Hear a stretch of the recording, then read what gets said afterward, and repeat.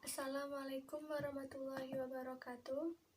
Alhamdulillahirabbil alamin wa bihi nasta'inu ala umuri dunya waddin. Wassalatu wassalamu ala asyrofil anbiya'i wa mursalin wa ala alihi wa sahbihi ajmain amma ba'du. Pertama, saya ucapkan terima kasih banyak pada ibu pembimbing saya, yaitu Ibu Aneke, yang selama ini telah menyempatkan waktunya, memberikan pengetahuannya, memberikan saran dan masukannya kepada saya dalam mengerjakan skripsi ini. Tak lupa saya ucapkan terima kasih banyak kepada bapak-bapak pembahas saya, yaitu Pak Nusa dan Pak Sutawanir, yang telah menyempatkan waktunya memberikan saran dan masukannya kepada saya dalam pengerjaan skripsi ini. Perkenalkan, nama saya Feby Agustiani, NPM 160116051. Di sini saya akan mempresentasikan hasil skripsi saya yang berjudul membandingkan model ARCH dengan model ARCH-M pada data harga saham Bank X. Kita langsung masuk ke pendahuluan. Dalam penelitian ini akan dibahas model ARCH dan model ARCH-M yang dikembangkan oleh Angel, di mana kedua model-model digunakan untuk data yang mengalami masalah heteroskedastisitas pada data deret waktu. Heteroskedastisitas menggambarkan suatu fluktuasi harga yang berubah-ubah dari waktu ke waktu. Dalam data finansial, khususnya harga saham, biasanya data mengandung heteroskedastisitas, sebab data mengalami fluktuasi harga yang berubah-ubah. Apabila data mengalami heteroskedastisitas, biasanya data tidak stasioner dalam rata-rata dan dalam varians. Maka di sini akan digunakan model ARCH dan model ARCH-M.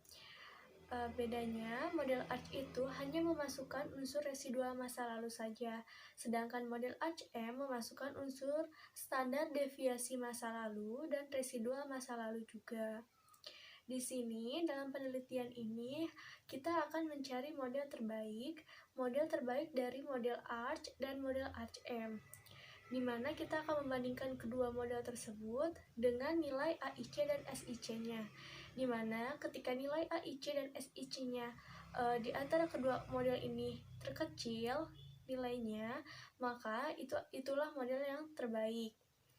Selanjutnya, ada identifikasi masalah, yaitu manakah model terbaik antara model autoregressive conditional heteroskedastisitas dan model autoregressive conditional heteroskedastisitas in mean pada data saham Bank X dengan membandingkan nilai AIC dan SIC dari kedua model. Tujuan masalahnya untuk mengetahui model terbaik antara model ARCH dan model ARCH-M pada data harga saham Bank X dengan membandingkan nilai AIC dan SIC dari kedua modelnya. Selanjutnya, ketinjauan pustaka.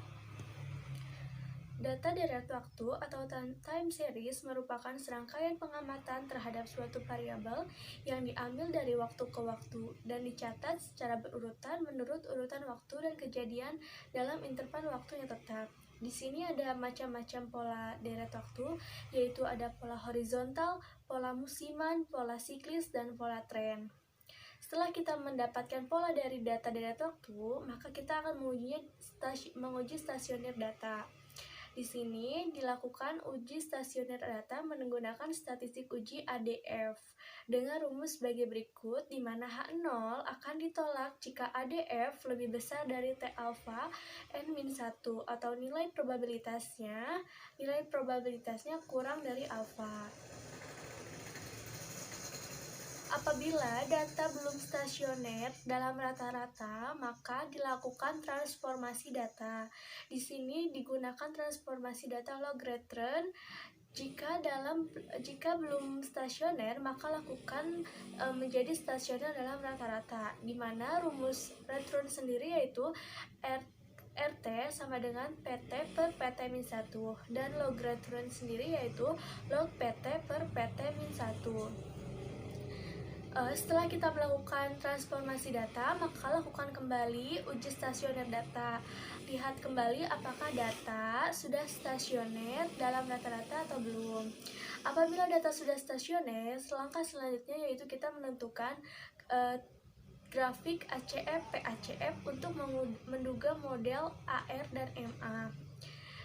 ACF sendiri yaitu menjelaskan seberapa besar korelasi data yang berurutan dalam runtun waktu. PACF yaitu untuk mengukur kedekatan hubungan antara pengamatan suatu deret waktu. Di sini ada model autoregresif dan estimasi model autoregresif R1 menggunakan metode kuadrat terkecil. Estimasi parameter kuadrat terkecil yaitu dengan meminimumkan jumlah kuadrat dari errornya. Setelah kita mendapatkan model-modelnya, maka dicari model terbaiknya menggunakan mean square error atau MSE. Untuk melihat kecocokan model dapat dilihat dari MSE yang lebih kecil dengan rumus sebagai berikut. Setelah kita mendapatkan model terbaik dari setiap model, maka kita melakukan uji autokorelasi, di mana H0-nya yaitu terdapat autokorelasi di dalam model rata-rata bersyarat. H1-nya terdapat autokorelasi di dalam sisaan model rata-rata bersyarat. Statistik ujinya itu menggunakan uji Birch-Godfrey, di mana H0 ditolak jika T bintang lebih besar dari C kuadrat K atau nilai probability-nya kurang dari alfa. Uji ArchLM. Nah, di sini ada uji ArchLM untuk menguji apakah ada heteroskedastisitas atau tidak di dalam model, di mana hipotesisnya yaitu H0-nya tidak ada efek arch sampai leg ke key. H1-nya paling sedikit terdapat satu leg key yang terdapat efek arch. Statistik ujinya digunakan uji LM dengan rumus NR kuadrat, di mana H0 akan ditolak jika LM lebih besar dari C kuadrat Q atau nilai probability-nya kurang dari alfa, yang berarti data tidak mengandung heteroskedastisitas. Fungsi maksimum likelihood. Fungsi maksimum likelihood dapat dinyatakan dengan rumus sebagai berikut, dengan fungsinya diasumsikan sebagai mempunyai distribusi normal, dengan fungsi distribusi normalnya yaitu 1/2 sigma kuadrat E pangkat min setengah X min mu pangkat 2 per sigma kuadrat. Di sini ada model arch sendiri. Model arch yaitu RT sama dengan beta xt-1 plus et-1 dengan rumus varian sebagai berikut. Di sini juga ada estimasi parameter yang diturunkan menggunakan maksimum likelihood untuk mengestimasi parameter betanya dengan rumus sebagai berikut. Untuk mendapatkan yang unik solusi lebih dari 0, matriks Hessian lebih kurang dari 0, maka harus dilakukan turunan kedua. Maka alat untuk mendapatkan solusi tersebut adalah metode numerik, yaitu metode Newton-Raphson. Selanjutnya ada model ArchM. Model ArchM itu rumus modelnya yaitu RT sama dengan beta xt-1 ditambah si ht-1 ditambah sigma error T dengan variansnya sebagai berikut. Estimasi parameter ArchM di sini berarti mencari dua parameter, yaitu parameter untuk beta dan parameter untuk C-nya menggunakan maksimum likelihood. Untuk mendapatkan yang unik solusi lebih dari 0, matriks Hessian kurang dari 0, harus dilakukan turunan kedua. Maka alat untuk mendapatkan solusi tersebut adalah metode numerik, yaitu metode Newton-Raphson. Setelah kita mendapatkan kedua model tersebut, maka dilakukan kriteria pemilihan model terbaik, yaitu menggunakan AIC dan SIC. Model kedua ini digunakan untuk melihat nilai residual yang paling kecil, di mana akan menjadi nilai yang terbaik. Di sini terdapat rumus AIC-nya dan rumus SIC-nya sebagai berikut. Selanjutnya saya akan menjelaskan mengenai pengertian saham. Di sini ada pengertian saham menurut Darmaji dan Fakhrudin, di mana mendefinisikan saham yaitu tanda penyertaan atau pemilikan seseorang atau badan dalam suatu perusahaan atau perseorangan. Saham terwujud selembaran kertas yang menerangkan bahwa pemilik perusahaan yang menerbitkan surat berharga tersebut. Selanjutnya ada pengertian harga saham menurut Sutrisno. Harga saham adalah nilai saham yang terjadi akibat diperjualbelikan saham di pasar sekunder. Selanjutnya ada faktor-faktor yang mempengaruhi harga saham. Faktor yang mempengaruhi harga saham ada dua, yaitu faktor internal dan faktor eksternal. Nah, faktor eksternal sendiri yaitu faktor yang fundamental mencakup perkembangan ekonomi dan politik. Beberapa bentuk faktor fundamental antara lain angka pertumbuhan ekonomi, tingkat suku bunga yang mempengaruhi kegiatan investasi, stabilitas politik dan ekonomi yang menyangkut moneter, perpajakan, infrastruktur, serta teknologi informasi. Selain faktor eksternal, terdapat faktor internal juga yang terdapat mempengaruhi harga saham, yaitu laba perusahaan, pendapatan, aliran arus kas, serta indikator rasio-rasio keuangan yang sering digunakan untuk para analisis untuk mengukur rencana keuangan perusahaan. Selanjutnya, volatilitas. Volatilitas mencerminkan tingkat resiko dari suatu aset investasi. Volatilitas bernilai besar selama periode waktu tertentu, bernilai kecil pula selama periode waktu yang lain. Dengan kata lain, berkumpulnya sejumlah galat dengan besar yang relatif sama dan beberapa waktu yang berdekatan. Hal ini bisa diakibatkan oleh pergerakan pasar yang tiba-tiba anjlok. Jika ada berita jelek lalu akan kembali tenang beberapa waktu kemudian, artinya data mengalami fluktuasi naik turun yang ekstrim. Hal inilah terkadang yang menyebabkan munculnya fenomena heteroskedastisitas pada data-data finansial. Selanjutnya akan masuk ke bab 3, yaitu bahan dan metode. Bahan penelitian yaitu data yang digunakan merupakan data sekunder, yaitu data harga saham Bank X tanggal 27 Februari 2019 sampai 24 Agustus 2019. Adapun tahapan pengujiannya yaitu menggunakan software Fuse, di mana tahapannya yang pertama memplot data dan uji stasioner, transformasi bentuk data dalam bentuk logaritma bila data belum stasioner, plot ACF dan PACF, mengestimasi parameter AR dan MA, menentukan nilai MSE, uji autokorelasi, uji ArchLM, model Arch, menentukan model Arch dengan memasukkan residual masa lalu, menentukan model HN dengan memasukkan standar deviasi masa lalu dan residual masa lalu, menentukan nilai AIC dan SIC dari kedua model Arch dan Arch-M, lalu menentukan model terbaik Arch dan Arch-M tersebut dengan membandingkan nilai AIC dan SIC-nya yang terkecil. Selanjutnya masuk ke bab 4, yaitu pembahasan. Yang pertama, memplot data. Di sini telah diplot data harga saham Bank X. Di sini diduga bahwa data harga saham Bank X ini diduga tidak stasioner. Setelah diuji kestasionerannya, benar ternyata data harga saham Bank X ini belum stasioner.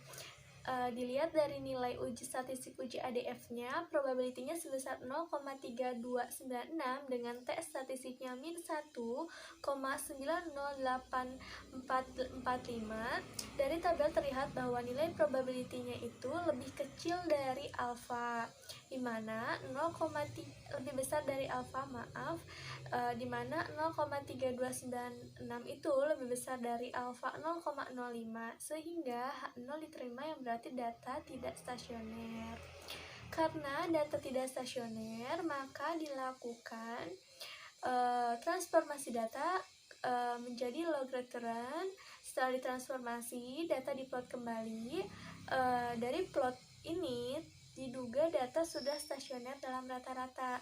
Setelah diuji uji ADF, ternyata benar data sudah stasioner karena probabilitinya sebesar 0,000 dengan T statistik min 12,70634, berarti probability 0,000 lebih kecil dari alfa 0,05, sehingga H0 ditolak, berarti data stasioner. Setelah data stasioner, maka lakukan plot ACF dan PACF. Diduga plot ACF yang menentukan MA yaitu MA1, karena pada garis pertama pun dia sudah melewati garis merah. Pada plot PACF pun untuk menentukan model AR diduga plot ini ACF pun PACF pun pada AR1, sebab pada AR1 pun sudah keluar. Maka di sini saya membuat kemungkinan-kemungkinannya, yaitu AR1, MA1, ARMA11, ARMA12 dan ARMA21. Maka dicarilah estimasi parameter AR dan MA-nya. Didapat estimasi parameternya sebagai berikut, di mana model AR1 signifikan kurang dari 0,029. MA1 pun signifikan, nilainya p-value-nya kurang dari 0,05. ARMA1 pun parameternya dua-duanya signifikan. ARMA12 pun semuanya signifikan. Namun pada ARMA21 ada salah satu parameternya yang tidak signifikan, jadi tidak bisa kita pakai. Selanjutnya, setelah kita mendapatkan model-model, kita cari model terbaik dari keempat model tersebut, yaitu dengan menggunakan nilai MSE dari keempat model tersebut. Kita bandingkan dengan MSE yang terkecil, itulah model yang terbaik. Dari keempat model AR dan MA, model terbaik yaitu model yang memiliki nilai MSE-nya terkecil. Nah, nilai MSE terkecil itu terdapat pada model AR MA11. Pada model ketiga dengan nilai MSE-nya 0,000593 lebih kecil dengan model yang lain. Dibandingkan model yang lain, AR MA11 itu memiliki nilai MSE yang paling kecil. Selanjutnya ada uji autokorelasi. Uji autokorelasi ini dilihat dari nilai T bintangnya. T bintangnya itu koefisiennya 180.000 dengan probabilitasnya 0,2162. Nah, uji autokorelasi ini menguji autokorelasi residual ARMA11 dengan hipotesisnya sebagai berikut. Nah, dari tabel dapat disimpulkan bahwa nilai probabilitas residual ARMA11 sebesar 0,2162, di mana lebih besar dari alfa, sehingga H0 diterima, yang berarti tidak terdapat autokorelasi di dalam residual model ARMA11. Oleh karena itu, model ARMA11 baik digunakan dalam pemodelan data log return saham Bank X. Nah, setelah datanya bagus, setelah diuji semuanya, maka uji juga normalitas datanya. Nah, uji normalitas residual ARMA11 dengan hipotesis sebagai berikut. Pada gambar terlihat bahwa dengan uji normalitas J-Cubera didapat nilai J-Cubera sebesar 0,205815 dengan nilai probability-nya 0,902210, di mana 0,20902210 lebih besar dari alfa, sehingga H0 pun diterima, yang dapat disimpulkan bahwa residual dari ARMA11 terdistribusi normal. Selanjutnya yaitu uji heteroskedastisitas menggunakan uji ArchLM, di mana kita akan mengetahui apakah terjadi efek arch atau tidak pada data tersebut. Nah, di sini ada hipotesis H0-nya itu tidak terdapat efek arch sampai leg ke Q, sedangkan H1-nya itu paling sedikit ada satu leg yang terdapat efek arch. Apabila kita lihat dari leg 1 sampai leg 36 dan nilai LM dan probabilitasnya itu semuanya lebih kecil dari alfa, maka dari leg 1 sampai leg ke 36 terdapat terdapat efek arch, di mana H0-nya itu ditolak karena semua nilai probability-nya itu dari leg 1 sampai leg 36 kurang dari alfa. Selanjutnya, estimasi parameter arch, di mana dimasukkan unsur residual masa lalu, di mana model ARMA 11 pun probability-nya kurang dari 0 yaitu signifikan, dan residualnya pun signifikan. Maka didapat model arch-nya itu 0,00056 X min 1 dan 0,035018 min 1. Selanjutnya, mencari model parameter estimasi arch M, di mana memasukkan unsur residual masa lalu dan standar deviasi masa lalu. Di sini semuanya terlihat signifikan kurang dari alfa, maka didapat model arch M-nya RT sama dengan 0,00559 X min 1 ditambah 0,06885 HT min 1 ditambah 0,0359330 min 1. Setelah kita mendapatkan model dari arch dan arch M, selanjutnya kita menentukan model terbaik antara arch dan arch M dengan mencari nilai AIC dan SIC dari arch dan arch M. Model terbaik yaitu model yang memiliki nilai AIC dan SIC-nya terkecil.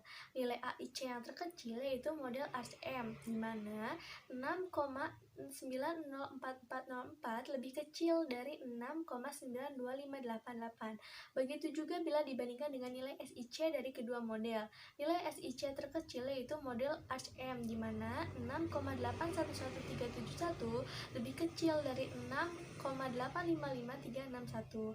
Maka di antara model arch dan model arch M didapat model terbaiknya yaitu model arch M, di mana model arch M memasukkan residual sebelumnya dan standar deviasi sebelumnya. Selanjutnya, kesimpulan dan saran.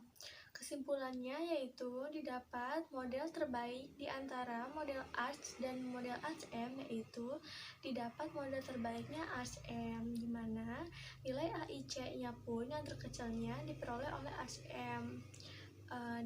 Bila dibandingkan dengan arch, nilai arch M itu yang terkecil. Begitu juga dengan nilai SIC-nya. Nilai SIC dari kedua model yang terkecilnya itu pada model arch M.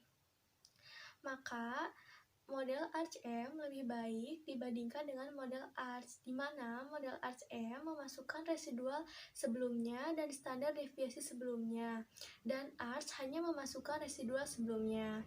Maka didapat model terbaiknya yaitu model arch M dengan persamaan RT sama dengan 0,00559 X min 1 ditambah 0,06885 HT min 1 ditambah 0,0359330 RT min 1. Sarannya, penulis lain bisa menggunakan metode Garch dan Garch M untuk melakukan penelitian selanjutnya. Penulis lain juga bisa menggunakan model arch dan model arch M untuk meramalkan suatu data. Sekian presentasi dari saya, kurang lebihnya mohon maaf. Billahi taufiq wal hidayah. Wassalamualaikum warahmatullahi wabarakatuh.